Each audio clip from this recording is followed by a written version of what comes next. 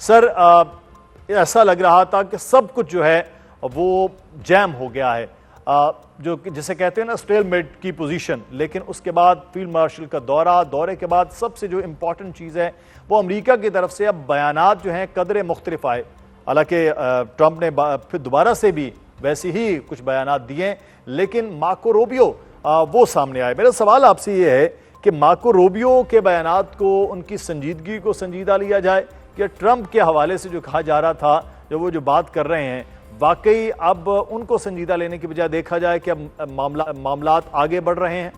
मेरे ख्याल से देखें, इस वक्त जो सूरत हाल है उसमें हमें जो स्टेक्स हैं या दोनों अतराफ का मौक़िफ़ है उसमें एक चीज़ नज़र आती है। अमेरिका एक सुपर पावर है, ग्लोबल पावर है, उसे एक फेस सेविंग की ज़रूरत है। और वो फेस सेविंग अगर ये मुआहदा हो जाता है, जो ज़्यादातर इम्कानात हैं कि मुआहदा होने के करीब है, तो वो फेस सेविंग उन्हें इस शक्ल में मिल सकती है कि हमने ईरान को जोहरी सलाहियत हासिल करने से रोका है। और ईरान की जानिब अगर देखा जाए तो ईरान पहले से ही सिग्नेटरी है न्यूक्लियर नॉन प्रोलिफरेशन ट्रीटी का। वो माजी में ईरान अमेरिका से जोहरी मुआहदा कर चुका है, तो उसकी अपनी जो एटमी तनसीबात हैं उनको वो आलमी इदारे जिसमें IAEA है उनके इंस्पेक्शन के लिए भी खोल चुका है और आगे भी रजामंदी रखते हैं। और इस जंग से कबल मुज़ाकरात मस्कत ओमान में हो रहे थे, वहाँ भी जो उसकी काफ़ी हद तक इत्तफाक था। और दूसरी जानिब ईरान को अगर देखें तो वो इसमें जो तातुल के शिकार थे मुज़ाकरात, और जो वो चीज़ चाहता था पाकिस्तान और दूसरे ममालिक से भी उसका एक मौक़िफ़ था, वो ये था कि हमें गारंटी दी जाए। अब अमेरिका जैसी पावर की गारंटी के दोबारा ये ईरान पे हमले नहीं होंगे, और ये बात उनकी समझ आती है कि एक शॉर्ट स्पैन ऑफ टाइम में उन पे 2 दफ़ा हमले हो चुके हैं। और जो अनप्रेडिक्टेबिलिटी है इस वक्त US फॉरेन पॉलिसी में एक सदर ट्रंप की सूरत में, इसमें उनकी ये डिमांड बेहतर थी।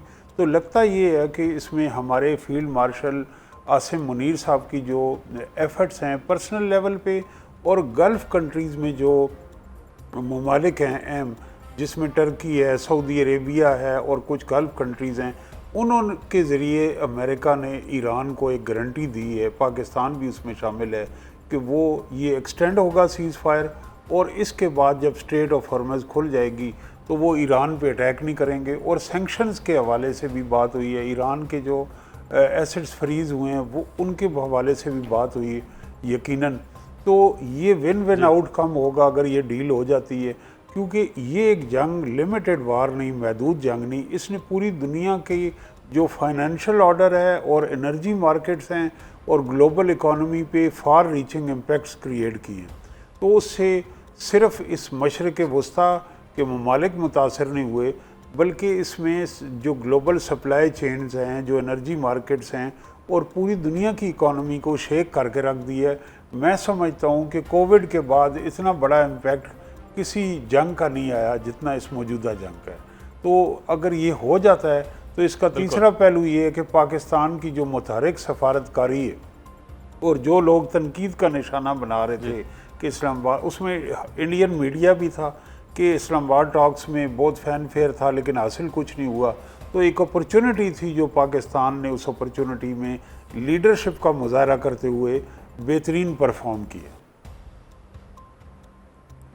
बिल्कुल, ये हम इस पर भी बात करेंगे sir, man behind the miracle पे जो पाकिस्तान ने जो काम किया, ख़ासतौर पर फील्ड मार्शल का जो आखिरी दौरा, उसके बाद एकदम से चीज़ें उस सारे मामलात से निकली हैं। प्रोफेसर ताहिर मलिक साहब, सर हम सोशल मीडिया पे ट्रंप के वो पोस्ट भी देख रहे थे, अभी उन्होंने United state of middle east का पूरे वो एक पिक्चर बना के उस पर भी लगाई। उससे पहले भी कभी वो कुछ बयानात हैं, कभी कुछ बयानात हैं। एक तरफ वो बात कर रहे थे कि पॉजिटिव चल रही है ईरान के साथ, अभी जो आज उन्होंने पोस्ट की ये इस किस्म के मामलात हैं।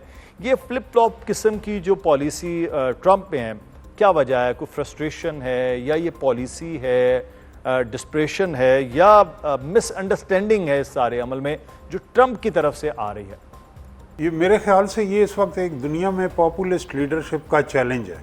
हम देख चुके हैं कि दूसरी जंग अजीम से पहले इसी तरह की लीडरशिप जो थी वो जर्मनी में और इटली में थी, मसोलिनी थे और हिटलर थे। तो इस वक्त जो अनकन्वेंशनल फॉरेन पॉलिसी का, डिप्लोमेसी का दौर है, जिसमें रूल्स बेस्ड इंटरनेशनल ऑर्डर नहीं है, यूएन सेंक्शन नहीं है। नॉर्मली जो आपने सवाल किया वो बड़ा अच्छा है कि यूएस प्रेसिडेंट का एक स्टेचर होता है और उनके हर ट्वीट को, हर स्टेटमेंट को पॉलिसी लिया जाता है। लेकिन अब इतनी दफ़ा वो शिफ्ट्स ले चुके हैं, यू टर्न्स ले चुके हैं, नॉन सीरियस अंदाज में वो ट्वीट्स कर चुके हैं कि अब ये दुनिया में जो फॉरेन पॉलिसी कंडक्ट करने वाले इदारे हैं और मुल्क हैं, उनके बयान को भी वो इनकन्सिस्टेंट समझते हैं, पॉलिसी नहीं समझते। मसलन ईरान पे देख लें तो पहले उन्होंने रिजीम चेंज की बात की, फिर उन्होंने न्यूक्लियर वेपन्स ऑब्लिटरेट करने की बात की, फिर उन्होंने ये दावा किया कि हम ईरान की तहजीब ख़त्म कर देंगे। तो अब वो जो इतना ज़्यादा उनके शिफ्ट्स हैं पॉलिसी इसमें, बयानात में, और जो बढ़ के हैं, वो मेरे ख़्याल से ये एक इस पे मेरी राय ये है कि अगला जो यूएस प्रेसिडेंट होगा वो 5 साल दुनिया से माफ़ी मांगेगा कि हमने माजी में ये किया, इतना कुछ ये छोड़ के जा रहे हैं जो लेगेसी है। तो अब अमेरिका के अंदर भी उन्हें मीडिया टफ टाइम दे रहा है और सीरियस जो संजीदा हल्के हैं संजीदा नहीं लेते, और पूरी दुनिया में उन्होंने जो सिर्फ ईरान का मामला नहीं, आप वेनेजुएला देख लें, आप ज़ेलेंस्की के साथ उनकी मीटिंग देख लें, उन्होंने जो यूरोपियन एलाइज के साथ the way he treated British prime minister, तो ये सब कुछ ये शो करता है कि वो एक कोई सीरियस बिजनेस कंडक्ट नहीं कर रहे। उनके अंदर अनप्रेडिक्टेबिलिटी है, उनके अंदर वो एक है कि मैं एक ऐसा पॉपुलिस्ट जो हैं वो हर चीज़ को ऐसे इस एंगल से देखते हैं कि बस उनकी एक ट्वीट और एक बयान से दुनिया में थरथली बच जाए, टॉप ट्रेंड हो जाए। और आप अगर टाइम लाइन देखें तो वीकेंड पे उनके जो बयानात होते हैं वो मायूस कुन होते हैं, और जब स्टॉक मार्केट खुलती है मंडे को तो वो पॉजिटिव नोट और पीस की तरफ उनकी बात होती है। तो इसका एक फाइनेंशियल एंगल भी है। सही। अच्छा ताहिर मलिक साहब, इस पे इस पे मज़ीद हम बात करते हैं। मैं समरेज़ साहब आपसे ये जानना चाहूँगा, एक तरफ वो उन्होंने आलम इस्लाम के बड़े ममालिक हैं, ट्रंप ने उनसे भी बातचीत की है, और जो आप सुबह तक हम ये देख रहे थे कि बड़ी पॉजिटिविटी है, इस किस्म के बयानात भी सिर्फ वो जो पॉपुलरिटी की बात करें, पॉपुलरिज्म के हवाले से अपने लोगों को बताने के, क्योंकि 27 फरवरी पे जहाँ खड़े थे, अब जो इब्तदाई MOU के हवाले से मंदरजात सामने आ रहे, जो मीडिया कुछ बता रहा है, इंटरनेशनल मीडिया, वो आबना हरमुज़ का खुलना है, यानी ईरान की तरफ से, नाकाबंदी अमरीका की तरफ से वो है, और ये टॉल नहीं लिया जाएगा किसी किस्म का। ये तो सर 27 फरवरी में बिल्कुल ऐसे ही सेम था।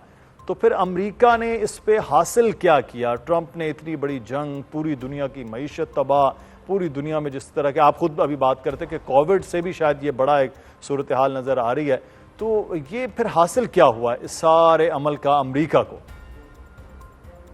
अस्सलाम वालेकुम, आपने शुक्रिया, आपने मुझे प्रोग्राम में लिया। देखिए, ये जो जंग हुई है, इसका जो सबसे बड़ा इस वक्त चैलेंज अमेरिका के लिए है वो ये है कि वो जस्टिफाई कर सके अपनी आवाम को और दुनिया को कि उसने इस जंग को करके हासिल क्या किया है।